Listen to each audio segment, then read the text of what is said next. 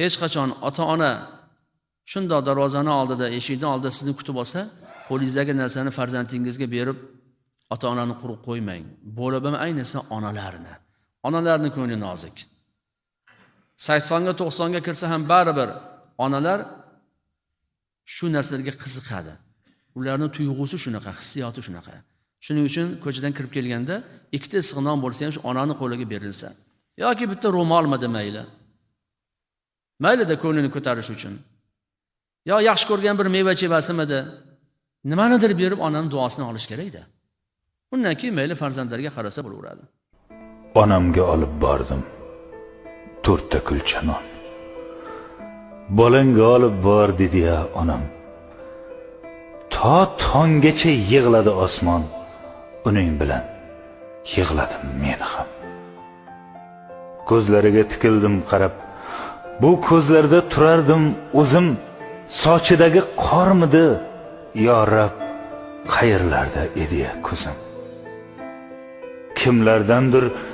Kimlardandir xabar olaman. Ish ham qursin, yumush ham qursin, men notavon yomon bo'laman. Onajonim ko'p umr ko'rsin. Men negadir asal olmadim. Yo olgani yo'qmidi pulim, kimlargadir sovg'a bir quchoq. O'z onamga yo'qmidi gulim. Allakimga qilgan sovg'amiz hatto ochilmaydi, pisand bo'lmaydi.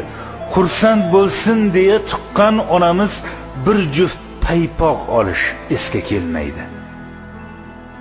Men notavon, buyuk notavon, yolg'izimsiz otamdan qolgan, azizimsiz mening onajon, dardlar tortib charchagan, tolgan.